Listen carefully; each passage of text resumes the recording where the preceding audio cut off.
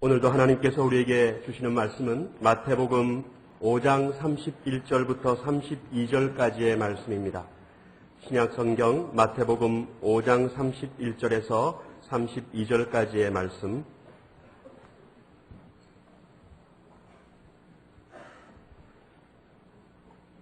우리 다 함께 말씀을 받들어 읽겠습니다. 또 일러스되 누구든지 아내를 버리거든 이혼 증서를 줄 것이라 하였으나 나는 너희에게 이르노니 누구든지 음행한 연고 없이 아내를 버리면 이는 서로 가늠하게 되며 또 누구든지 버린 여자에게 장가드는 자도 가늠함이니라. 아멘.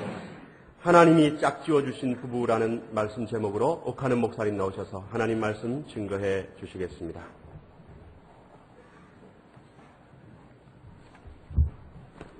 할렐루야. 우리가 세상에 나서 죽을 때까지 그저 한 7, 80년 살지 않아요? 그 기간 동안 우리 모두가 만나고 헤어지는 사람의 수가 얼마나 될까 아무도 계산해 본 일은 없습니다마는 아마 대단할 것이라고 생각을 합니다. 대부분의 만남이 마치 스쳐 지나가는 바람처럼 의미 없이 그저 사라질 수도 있습니다마는 어떤 만남은 안 믿는 사람들이 흔히 표현하는 방식대로 한다면 숙명적인 만남이 될 수도 있습니다. 우리 예수 믿는 사람은 숙명적이라는 말 잘 안 쓰죠. 그 대신 섭리적인 만남, 나의 한 생을 완전히 바꾸어 놓는 단 한 번의 만남이라는 것이 있을 수 있죠.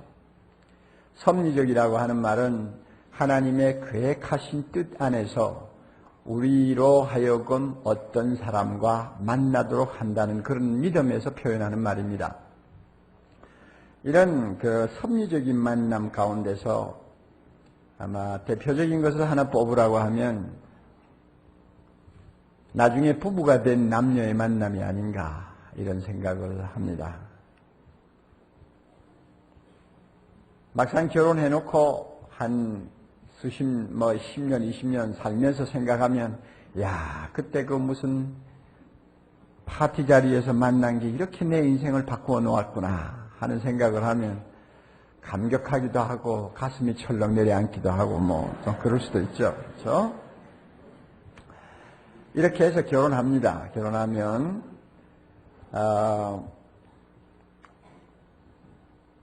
이 부부가 된 사람에 있어서 첫 단추가 있어요. 부부의 알파라고 할 수 있죠. 이것은 마태복음 19장 6절에 주님이 말씀하신 대로 하나님이 짝지어 주셨다 하는 것입니다. 이게 첫 단추입니다.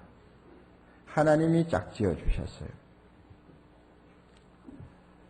우리는 사실 배우자를 선택할 때 우리의 자유의지를 가지고 선택했다고 늘 생각합니다. 내 좋아서 내 눈에 들어서 내가 선택했다 이렇게 말하죠. 물론 그렇습니다. 그러나 자유선택 배후에는 엄청난 하나님의 손길이 있었다는 것을 우리는 말씀을 통해서 충분히 이해할 수 있습니다. 오래전부터 하나님은 계획을 가지고 계셨어요. 나와 누구를 만나 짝지어야 되겠다는 계획이에요. 그 계획대로 하나님은 우리의 한 걸음 한 걸음을 인도하셨습니다.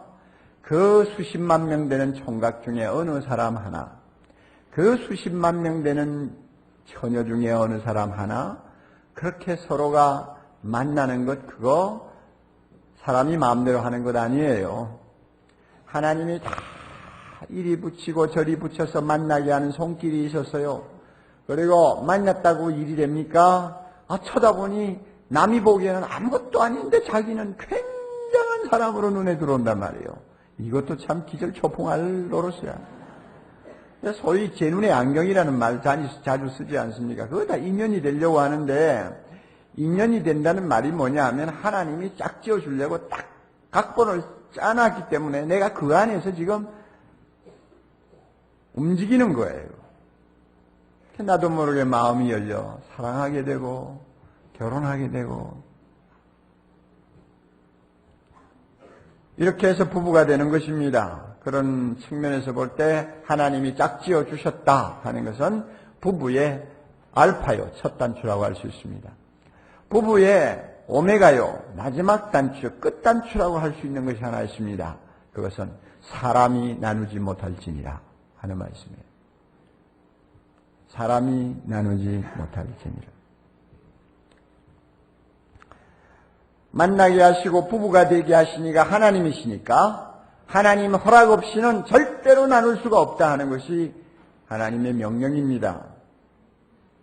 그러므로 어떤 면에서는 부부가 된다는 것은 짝지어 주셨고 허락 없이 나눌 수 없다고 하는 이 틀 속에 둘이서 만나가지고 한 생을 사는 것이기 때문에 이 말씀은 절대 명령이라고 할 수 있어요. 절대 계명이라고 할 수 있습니다. 예외 단서나 예외 조항이 따라다닐 수가 없는 것과 같아요. 살인하지 말라 십계명에 명시된 중요한 계명입니다. 여기에는 예외 단서가 없어요. 누구는 죽여도 좋다, 누구는 안 죽여도 좋고, 누구는 반쯤 죽여라 이런 예외 단서가 없어요. 무조건 죽이지 말라예요. 죽이면은 그 대가를 지불해야 된다는 것입니다. 하나님이 짝지어 주신 것, 사람이 나눌 수 없는 일 하면 이것도 예외 단서가 붙을 수 없는 하나님의 절대적인 엄숙한 명령이라는 것을 우리가 받아들이게 됩니다. 그런데 참 성경을 읽다가 보면 놀라운 사실이 있어요. 하나님이 이혼할 수 있는 예외 조항을 달아놓으셨다는 것입니다.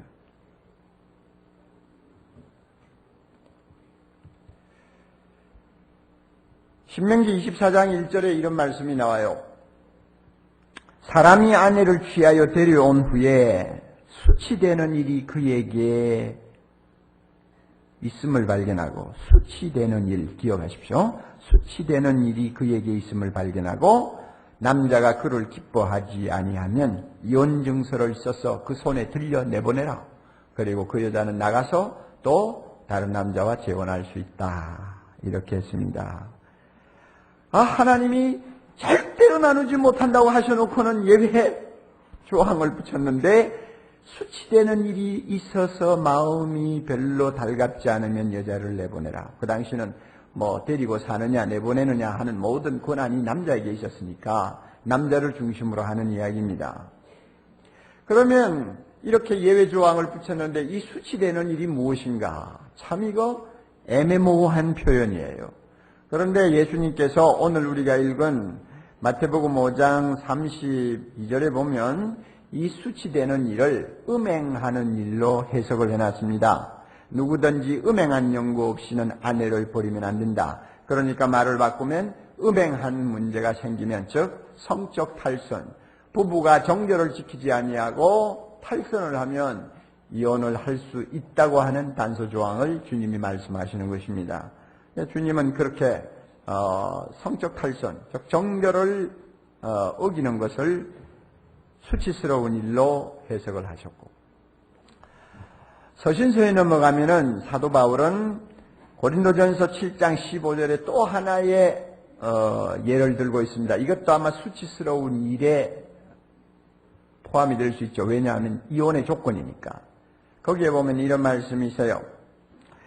혹 믿지 아니하는 남편이나 여자가 갈리거든, 즉 나누어지기를 원하면 갈리게 하라. 형제나 자매나 이런 일로 구속받을 것이 없느니라. 그래서 믿지 아니하는 남편이 꼭 헤어지기를 원하면 헤어져라. 믿지 않는 부인이 꼭 헤어지기를 원하면 헤어져라 하는 이야기입니다. 그렇게 되고 보니까 불신하는 남편이나 아내를 가진 사람은 이혼이 가능하다 하는 것을 우리가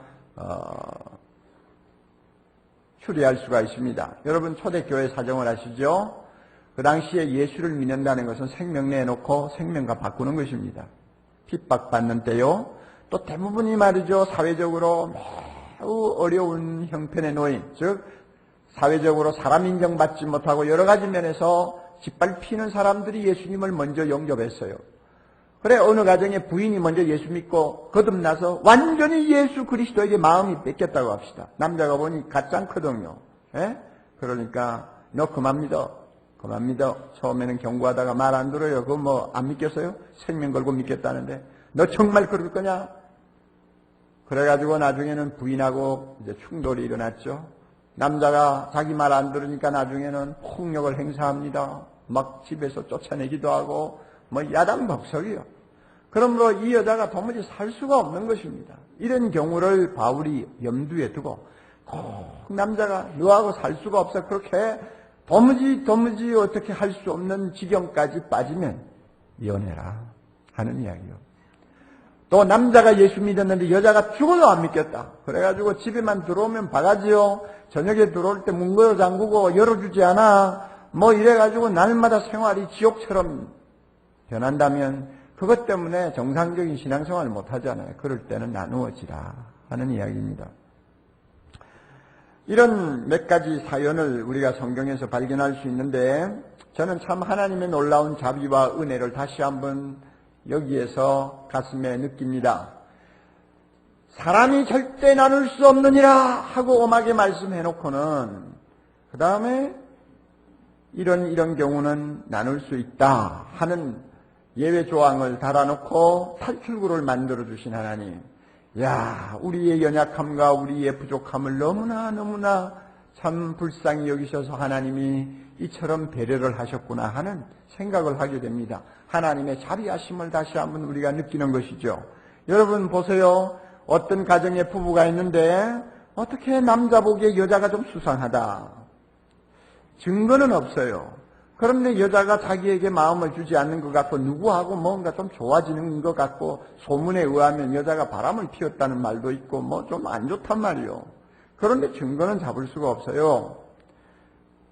이 정도 되면 남자가 이제는 사람이 얼굴 표정을 바꾸지 않아요?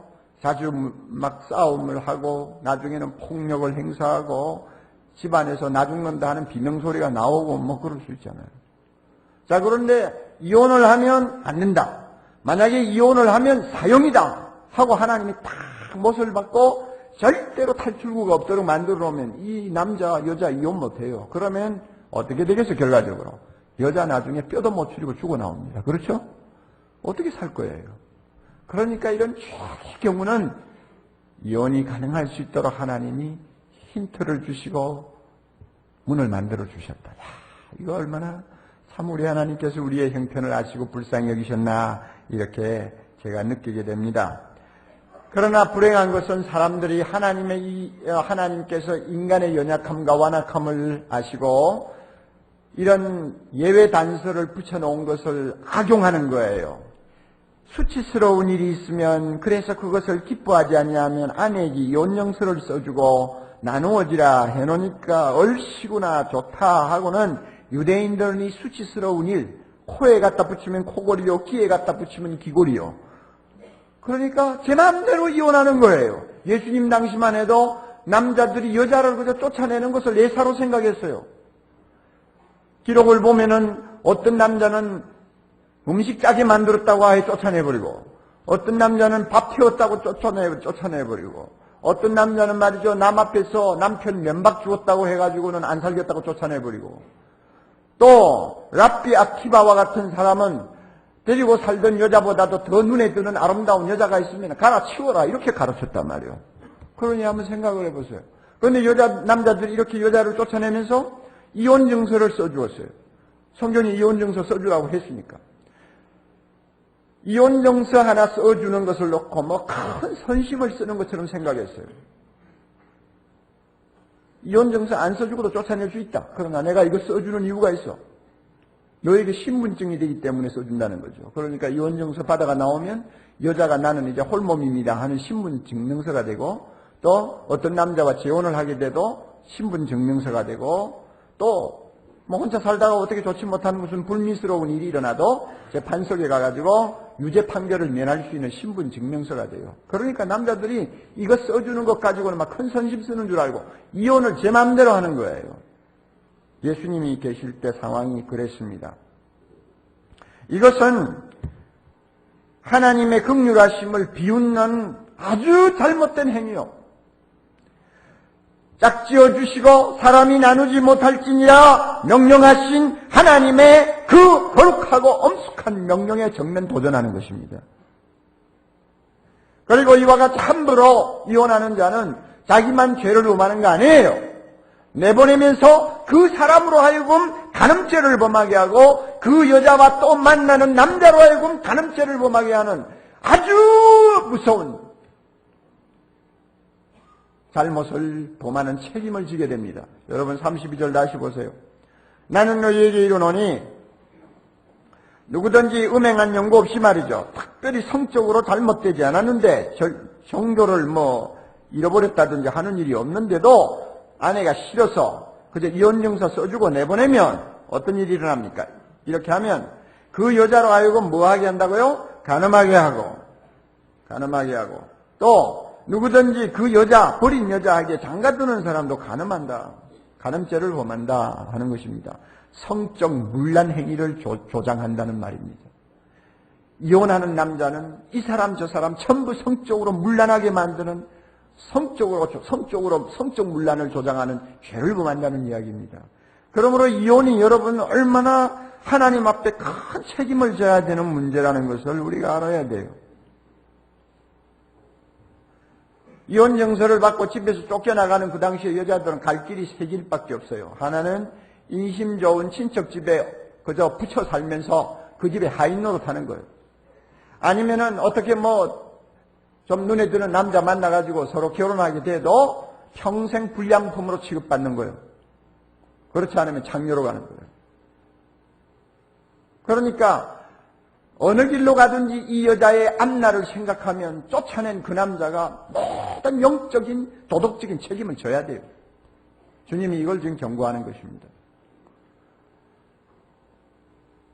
이스라엘 백성이 이처럼 수치되는 일이 있으면 이혼하라는 하나님의 그 단서 그것을 악용해가지고 막무가내로 여자들을 쫓아내니까 하나님께서 말라기 선지자를 통해서 이런 말씀까지 하셨어요. 말라기 2장 16절 나는 이혼하는 자를 미워하느니라.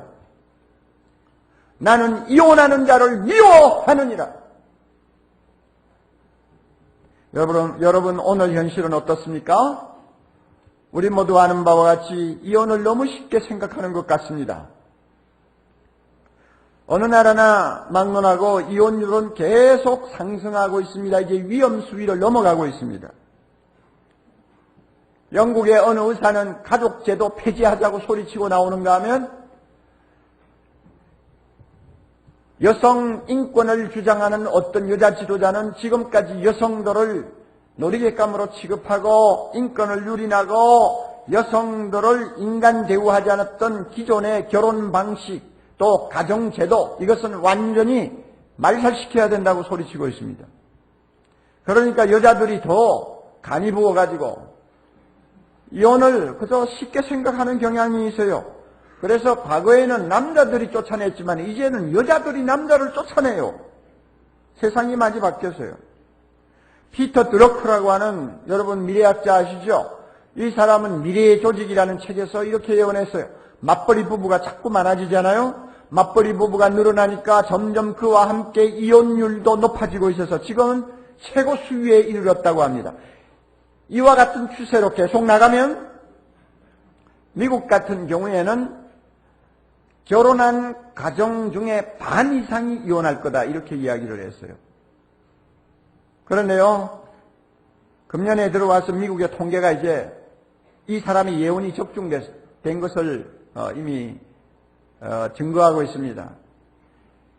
기혼자보다도 이혼하지 아니한 가정보다도 이혼한 가정이 수치가 앞섰어요. 금년 들어와서. 엄청난 일이 지금 벌어지고 있는 거예요.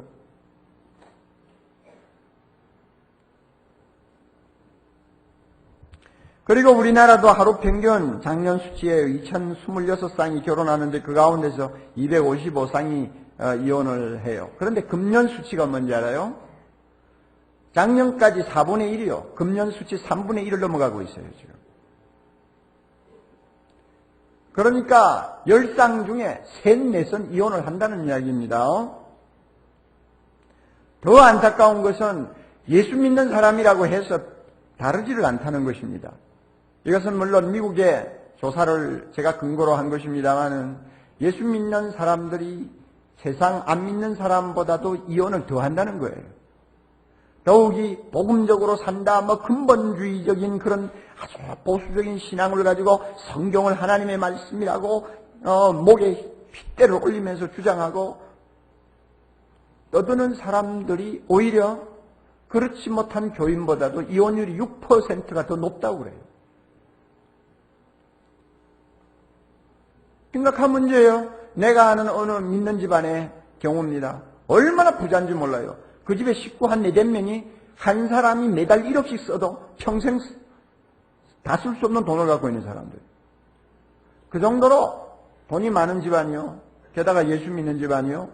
그렇다면 참 관용해야 되지 않아요. 그런데 그 집에 하나밖에 없는 아들이 결혼했어요. 참한 여자가 들어왔어요. 1, 2년 살았는가 모르겠어요. 그런데 이 여자가 자기 카드를 가지고 뭐 옷을 한 100만 원어치인지 120만 원어치인지 백화점에 가 샀나 봐요. 그것을 알게 된 시아버지가 이 애가 남의 집에 와서 재산 털어먹으려고 하나?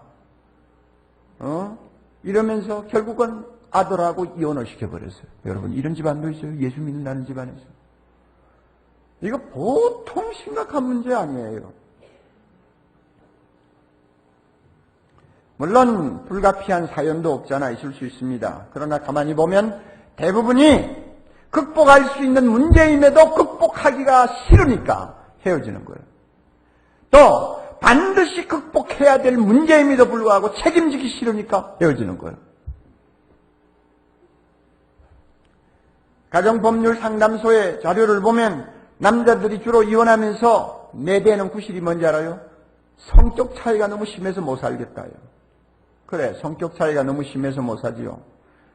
극단적인 경우가 있어요. 살 수 없는 경우도 없잖아요. 있을 수 있어요. 그러나 대부분은 그렇지 않아요. 자, 여러분 보세요. 결혼한 부부들 한번 대답해 보세요. 성격 차이가 없는 부부 어디 있어요? 말해봐요. 어디 있어요? 다 서로 다르니까 만나서 사는 거 아니에요? 똑같은 성격이 어디 있나요? 천하에. 또 여자들이 이혼하면서 많이 들고 나오는 명분이 뭔가 하면 폭력이라고 그래요. 그건 남자가 잘못하는 거예요. 어디 때릴 데가 없어서 여자를 때려요. 그 다음에 또 하나 들고 나오는 이유가 가치관이 너무 형편없어서 같이 못 살겠대요. 그러나 여러분, 가치관이 똑같은 부부가 어디 있어요? 이거는 구실이 될 수가 없는 것인데 오늘날 많은 젊은이들이 이것을 구실로 해가지고 갈라서는 것입니다. 여러분, 이혼이 증가하면 이혼하는 당자들이 겪는 정신적인, 육적인 피해가 얼마나 대단한가를 여러분 아세요? 장암이라든지 또 고혈압이라든지 또 여러 가지 우리가 잘 많이 알고 있는 병들이 있죠. 뇌졸중이라든지 이런 병이 생겨서 빨리 죽을 확률이 이혼자에게 훨씬 높다는 것. 이것은 의학적으로 증명된 것입니다. 그리고 이혼한 사람이 서로 자기는 담배를 피지 않는다 할지라도 이혼하면 담배를 매일 한 갑 이상 피우는 사람만큼 발병률이 높은 사람이 되어버려요. 뿐만 아닙니다. 정신건강이 파괴됩니다. 백인 사회에서는 자살하는 사람의 25%가 이혼 경험을 가진 사람들입니다. 이혼한 사람은 정신병동에 가서 치료를 받아야 될 확률이 다른 사람보다도 10배로 높다고 합니다. 당자는 그렇다고 할지라도 자녀들이 입는 정신적인 피해, 정서적인 황폐화를 우리가 어떻게 말로 표현할 수 있겠어요? 이혼해서 결손이 된 결손가정의 자녀들이 범죄할 수 있는 확률, 사회적으로 범죄의 뿌리가 될 수 있는 확률이 정상적인 가정의 2배치라는 것을 우리는 너무나 잘 알고 있잖아요. 그러니까 하나님이 짝지어 주신 것 사람이 나누지 못하느니라고 하셨고 예외 조항이 있어도 그것은 최우수단으로 사용해야지. 그저 잠깐 어려운 고통을 피하는 도피처로 사용하면 이것은 모두가 망하는 거예요. 개인도 망하고 자녀손도 망하고 사회도 망하고요. 다 망하는 거예요. 오늘 우리 앞에 정말 행복한 나날이 있을 수 있을까? 이 사회의 앞날이 과연 밝을 수 있을까? 우리가 참으로 노래하면서 서로 사랑하면서 살 수 있는 사회가 올까? 이 식으로 나가면 비관적입니다. 가정 기본 단위가 깨지는데 거기에 무슨 행복이 있고 서로가 믿고 사는 사회가 형성될 수 있습니까?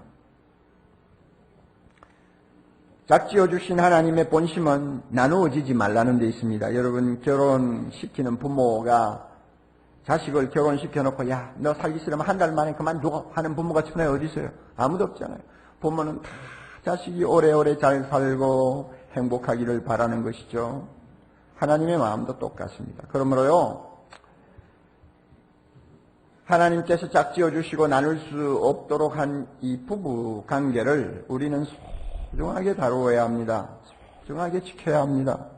갈 때까지 내버려 두면 안 됩니다. 뭐 누가 살고 싶어 사나 애 때문에 뭐 사는 거지 하는 식으로 부부 생활하면 안 됩니다. 이번에 송기현 스페셜을 보고 어떤 자매가 인터넷에 올린 글을 하나 보니까 이래 놨더군요.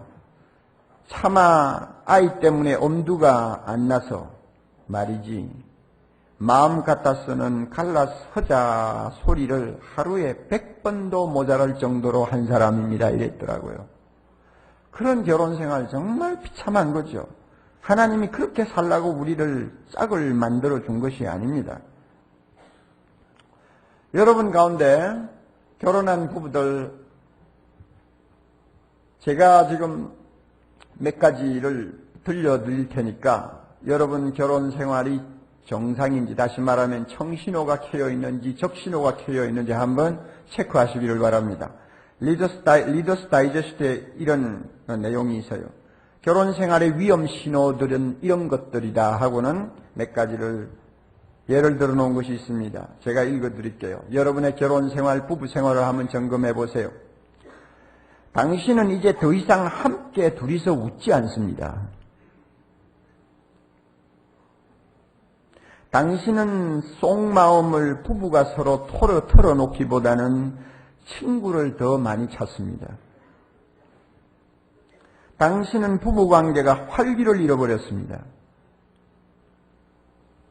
당신은 배우자가 보기 싫어 귀가를 꺼립니다. 당신은 의견 충돌이 생길 때마다 꼭 부부싸움으로 번집니다. 당신은 배우자에게 잘 보이려고 몸치장을 아예 포기해버렸습니다. 당신은 자신의 관심사나 사교 생활에 배우자를 끌어들이려는 것을 그만두었습니다. 항상 혼자 논다고 말이에요. 당신은 배우자에 관해 알아두어야 할 것은 모조리 다 알고 있다고 생각합니다. 이제 관심이 없어요. 당신은 둘이 함께 살아가야 할 생각만 해도 기분이 우울해진다. 자, 이런 증세들, 몇 가지 증세들을 놓고 이 가운데서 한두 가지만 있어도 대단히 위험한 부부관계입니다. 여러분이 이것을 잘 생각하세요. 이런 정서적인 분위기를 방치해두면 서로 말문 닫아버리게 되고 나중에는 비난하게 되고 마음으로 경멸하게 되고 그 다음에는 자기 방어에 급급한 참 너무나 살벌한 가정 분위기가 되어버립니다. 이런 관계가 계속 누적되면 그 부부는 파탄에 이르고 맙니다. 결혼한 지 7, 8년 전후가 가장 위험하다고 합니다. 결혼한 지 16년에서 20년 사이가 가장 위험하다고 합니다. 여러분 부부관계를 잘 점검하세요. 조금이라도 이와 같은 적신호에 어떤 경고가 있으면은 여러분 가만히 계시면 안 돼요. 위기 없는 결혼 생활이라는 것은 없습니다. 누구도 예외가 없어요. 살다가 보면 심각한 위기를 맞이할 때가 있습니다. 두 사람 중에 한 사람은 이제 더 이상 못 살겠구나, 정말 이제 포기해야지 하는 마음이 생길 때가 옵니다. 그러나 강한 부부가 누군가 이런 위기를 잘 극복하는 것이 강한 부부요. 훌륭한 부부관계란 어떤 것이냐? 거에 끊어질 만큼 늘어나고 가늘어져서 이제는 안 되겠다 싶을 때에 끊어지지 않도록 하는 것. 이게 강한 부부요.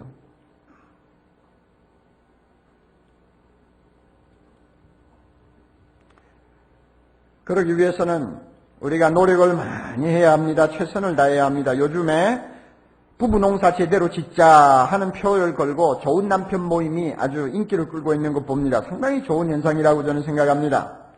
여러분, 하나님이 짝지어 주신 부부입니다. 나누어질 수 없어요. 특별한 예를 제외하고는 나누면 자기 파멸이에요. 그러므로 최선을 다해 가꾸어야 합니다.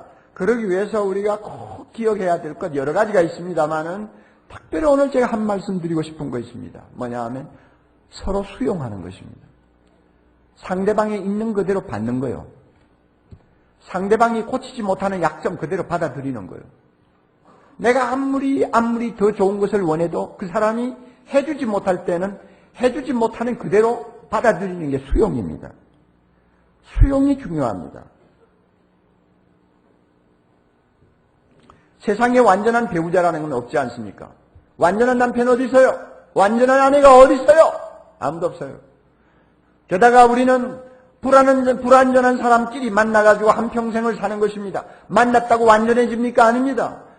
불완전한 사람이 평생 팔짱 끼고 불완전한 대로 두 사람이 걸어가는 게 인생이요.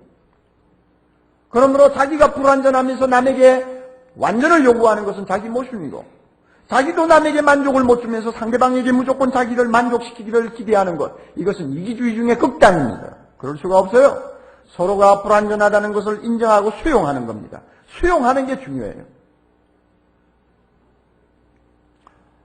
얼마 전에 교육자들하고 여름 수련회를 갔을 때입니다. 바닷가로 갔기 때문에 나름대로 이제 좀 여러 가지 시간들을 만들 수 있었는데요. 교육자들이 1년 내내 막 스트레스 받고 일하다가 그렇게 이제 좀 쉬게 되면 좀 모든 것을 잊어버리고 싶지 않습니까? 저부터도요. 그러니까 바닷가에 갔으니까 우리 고기나 한번 낚으러 가자. 이렇게 내가 제의를 했어요. 그래가지고 고깃배가 있나 하고 이제 찾아서 이제 우리가 전세를 내기로 했는데 부두에 나가니까 조그마한 배들이 한 대여섯 척이 쫙 매여 있더라고요. 근데 생긴 게 다 비슷비슷해요. 그리고 통통통통 하는 아주 그 원시적인 배입니다. 그런데 그 배에 그저 한 5, 6명이 타면 많이 타는 것입니다. 그러니까 교역자들이 전부 나누어 타야 되니까 한 7척 이상 나누어서 타게 됐습니다. 내가 가만히 보니까 한 그 배들 가운데서 아주 모양이 그래도 깨끗하고 잘 나갈 것 같이 보이는 배가 있더라고요. 그러니까 내가 해드니까 그 배를 탔죠. 그러니까 이제 다른 교육자들도 몇 명 이제 내하고 탔습니다. 그래서 이제 교육자들이 다 배를 나누어 타고 바다로 향해 나갑니다. 뭐 한 7분 정도, 10분 정도 나가는데 내가 탄 배보다도 늦게 출발한 배들이 막 생생하고 막 앞으로 달려가는 거야.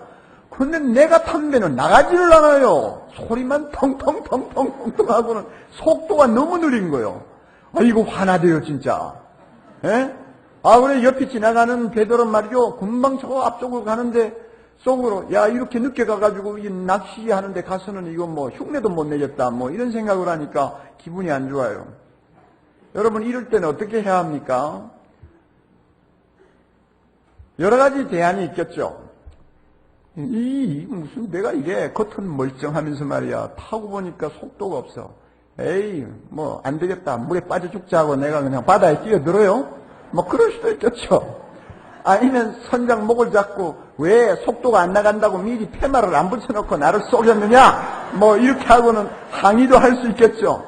아니면은 내보다도 먼저 막 달려가니까 기분이 좋아가지고 옆에 타고 나가는 교육자들이 손을 막 흔들고 이러는데 그거 쳐다보고 이를 불들 까면서 그냥 분을 못 이겨가지고 내가 내 혼자서 그저 흥분하든지 아니면은 그저 털썩 주저앉아가지고 내 팔자 이 정도밖에 안 되니까 할 수 없다 하고는 그저 우울한 표정을 하고 앉아있더니 하여튼 몇 가지 선택할 조건이 있어요. 그렇죠?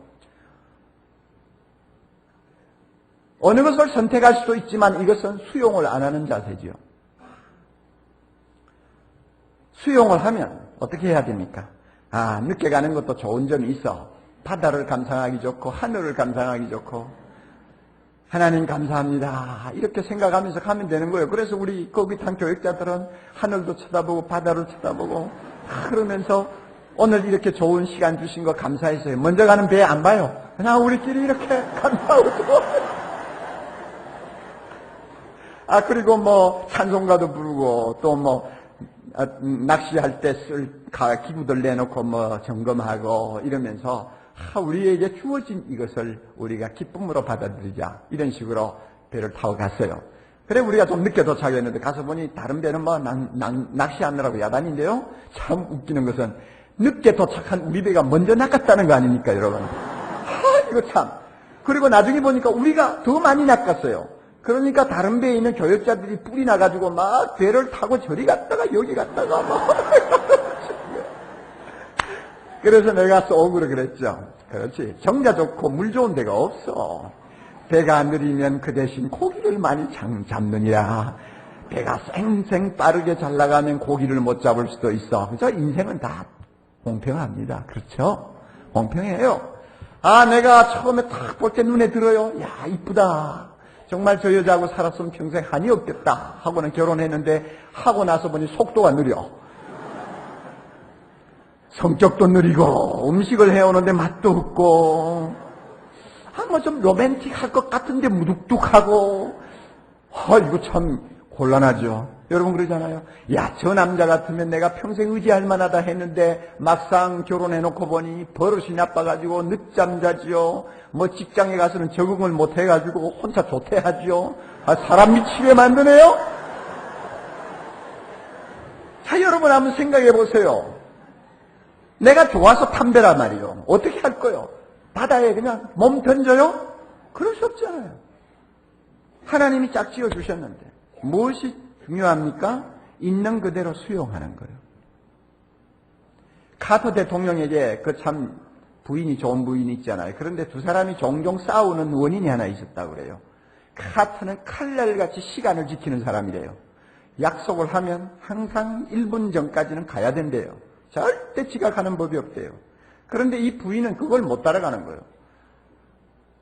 부인 버릇을 하니까 그 카터 대통령은 그 대통령 되기 전부터 적어도 뭐 몇십 분 미리 막 가자고 부인을 설득해가지고 뭐 이렇게가 시간 지키려고 애를 쓰는데, 부인이 떠도 그렇게 됩니까? 화장하느라고 앉으면 이러다가 보면 뭐 5분 넘어가고 뭐 넘어가잖아요. 그러니까 둘이서 또 싸움이 일어난단 말이에요. 어느 때인가 부인 생일이었는데 남편이 카드를 쓰다 가만히 생각하니, 부인이 아무리 고치려고 해도 못 고치는 저 버릇 내가 수용해야지. 그러고는 카드에다 이렇게 썼답니다. 여보, 내가 오늘까지 당신 너무 많이 괴롭혔는데 지금부터 당신은 시간 지키는 면에 있어서는 자유하시오. 내가 당신 봐드리리이다. 이래가지고 카드 써보냈대요. 부인이 그걸 받고 얼마나 좋아했는지 자주자주 이런 말을 한답니다. 당신이 나에게 준 가장 최고의 생일 선물, 시간 지키는 데서 자유해라. 그게 수용하는 것입니다. 아무리 고치려고 해도 못 고치는 상대방의 약점 어떻게 할 거요? 받아줘야죠. 아무리 잘해보려고 해도 상대방이 갖고 있는 한계점이 있잖아요. 그거 받아주는 거예요. 이렇게 함으로써 우리는 짝지어 주신 하나님의 은혜를 따라 한 생을 행복하게 살 수 있는 것입니다. 사랑하는 형제자매 여러분, 행복은 하나님이 짝지어 주신 그 울다리 안에 있습니다. 그 속에서 행복을 찾아야지 밖으로 눈을 돌리지 마십시오. 밖으로 눈을 돌리는 것은 어리석은 행위입니다. 이혼한 사람을 조사했더니 이혼하고 나서 후회하지 않느냐고 물었을 때 후회한다는 사람이 10 중에 8명입니다. 통계상. 튀쳐나오면 행복할 것 같죠? 천만에요. 그러므로 짝지어 주시고 사람이 나누지 못할지니라 하신 하나님의 명령이 바로 우리의 행복을 위한 절대 조건이라는 것을 인정하시고 이 말씀대로 순종하는 우리 모두 되기를 바랍니다.